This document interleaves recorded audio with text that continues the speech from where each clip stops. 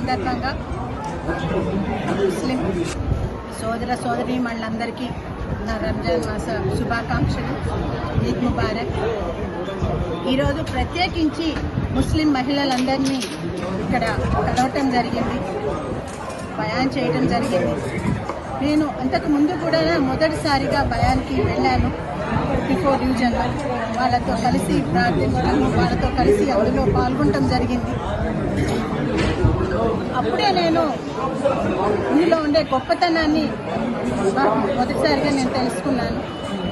ఇల్లు శుభ్రంగా ఉంచుకోవడంతో పాటుగా రంజాన్ మాసానికి ముందుగా మనంగా రెడీ అవ్వాలి. అంటే మన మనస్సుని శుభ్రంగా ఉంచుకోవాలి, మన ఆలోచనని శుభ్రంగా ఉంచుకోవాలి అని చెప్పి ప్రధానంగా ఇందులో చెప్పబడుతుంది.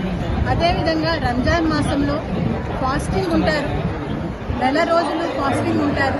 అంటే మన బాడీ మీద కంట్రోల్ లాగా morning to evening complete fasting ఉంటారు. దీనితో పాటుగా వాళ్ళ ఉద్దేశం ఏంటంటే కళ్ళ మీద కంట్రోల్ ఉండాలి. అంటే ఎటువంటి చెడుని చూడటం. అదే రకంగా మన కళ్ళతో పాటుగా మన చెవుల మీద కంట్రోల్ ఉండాలి, ఎటువంటి చెడుని వినకూడదు. అదే రకంగా మన నోటి మీద మనకి కంట్రోల్ ఉండాలి, చెడు మాట్లాడకూడదు.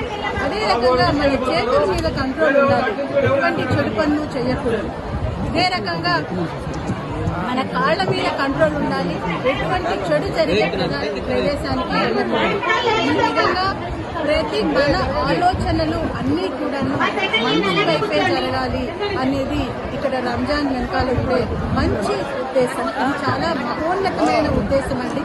దీనిని ఈ నెల రోజులు పాటించే మహిళలు కానీ ముస్లిం కార్యకర్తలు కానీ వీళ్ళందరూ ఎంతో మహోన్నతమైన ఉద్దేశం దీని వెనకాల ఉంది.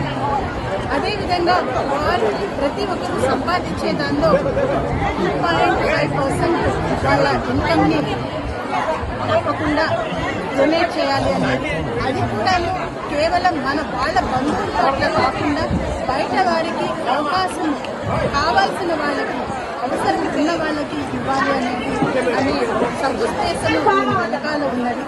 ఇటువంటి మహోన్నతమైన ఉద్దేశాలు, తర్వాత ఆచరణలు, ఆలోచనలు ఉన్న ఈ రంజాన్ మాసము ఎంతో పవిత్రమైనది.